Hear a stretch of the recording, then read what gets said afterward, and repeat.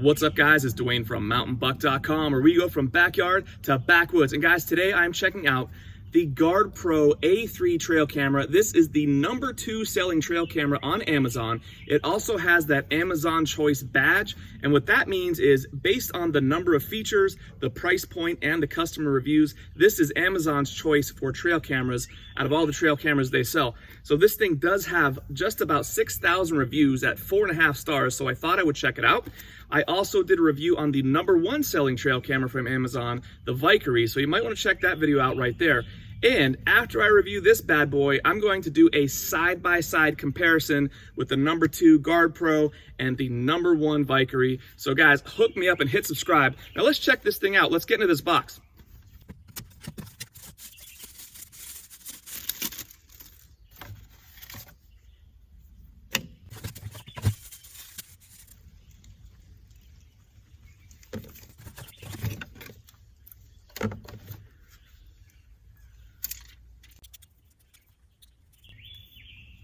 So there we have it right out of the box, guys. And this is a 24 megapixel camera. It does shoot HD quality video, and it has a no-glow infrared 100-foot range for nighttime shots and videos. And guys, this has a 0.1 second trigger speed. And for the price point you get on this, I've seen cameras that are 2 and 3 times as much as this that don't have that fast of a trigger speed. So we'll check that out as well. We do have a waterproof casing here. We have ports for your input if you want to put a solar panel in there. If you want to add this to a tripod or an arm mount, you can certainly do that with that hole right there. And this thing is a pretty basic setup here. We have off, on, and set features, the menu, and then some options here. We do have 8 AA batteries. And I just got some cheap dollar store batteries that I'm going to use here for this test. I have 8 of them in here to throw in this thing. They do recommend lithium ion, especially for colder temperatures when the weather gets cold.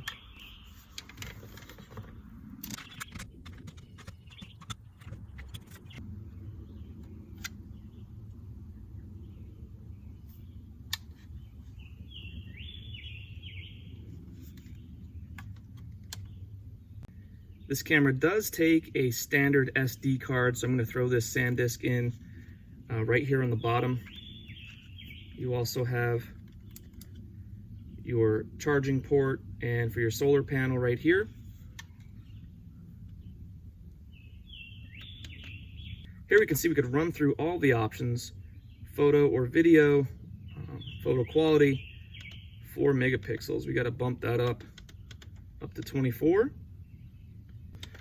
So I really do like shooting video with these trail cameras. I like to see what the deer are doing up there. So this actually has the capability of shooting as low as 3-second video clips all the way up to 5-minute, and they give you a daytime and nighttime feature, which are the same. So 5 minutes during the day is the longest you could do, 5 minutes during the night is the longest you could do, and 3 seconds will be the shortest amount of time you could shoot video clips on this thing.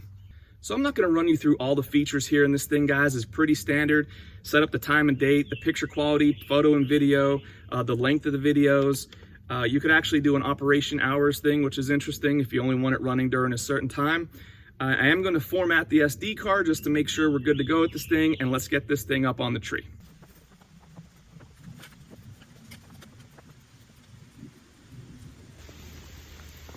All right, so our GardePro is all set up on the tree. We are set to take 24 megapixel photos and 1296p HD videos, 30-second video clips in the day and nighttime. So I'm super excited to see the quality of the photos and videos. So we're gonna give this a few days to a week and see how they come out.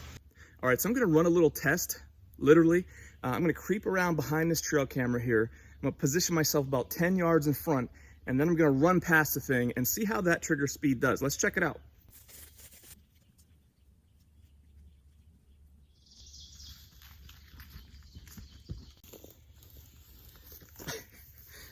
All right, so I know what you guys are thinking. Did he speed up that video when he was running? Because he looked like Usain Bolt going past that thing, right? Really got to work on my cardio. So I think this should pick me up. I'm wearing a bright white t-shirt. I'm about the same body mass as a good sized buck. So It should have no trouble picking me up with that 0.1 second trigger speed. Let's check the footage. As you can see, guys, the video barely caught me, and again in that slow-mo you could just see me exiting the frame there in that slow motion. It did, however, snap a photo right as I was mid-frame, so for me that is good enough to see what's going on. And I think, you know, if you have a buck coming in running through, you're going to be able to get an idea if that's a really nice big target buck or not, or whatever. So I think that's good enough for me. Let's check out some other photos. Here's a nice shot of a buck in my food plot, just starting to grow his antlers here a little bit. And this image is decent quality. I mean, you could see the hair on the deer. You could see, you know, a lot of good detail, but for 24 megapixels, I'm not so sure. You know, it's not super sharp, super defined image. A decent night shot of this raccoon here, you can see down here. So that's decent for nighttime, in my opinion. Now let's check out some video, and here's where I think this camera really shines.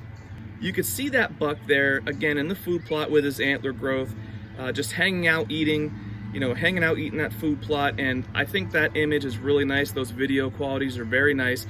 And guys, if you haven't checked out any of my food plot videos, I highly recommend checking some of those out, because this deer is in here eating a food plot that I put in last year. This is my secret spot last year. I put in about mid-August, and he's eating some crimson clover in there, some brassica, and the stuff came back again, which I'm actually very pleased with. And I'm actually really surprised because it inhibited the growth of a lot of the ferns in that area. This area used to be just 100% ferns. You could see them all around the periphery there, but right in the middle, there's a lot of nice growth with some of that clover and brassicas and things like that. So check out some of those videos. And here in this night shot, we can see this raccoon rolling through the food plot. And this is what's interesting to me, is that this thing is down low, the raccoon is down low, hidden by ferns and other growth and things like that, but the camera still picked it up and it still tracked it. In my opinion, that's decent enough for me for nighttime quality videos. After testing this GardePro, guys, I can see why it is Amazon's choice for trail cameras. It does give you a lot of features. It gives you really good quality videos, some decent images, both in daytime and nighttime, and you get a lot of features for a relatively inexpensive price. So I totally get what they're doing. Makes sense to me. As always, guys, the links to the items we talked about are in the description below. Hook me up and hit subscribe. Thank you guys so much for hanging out, and we'll see you on the next one.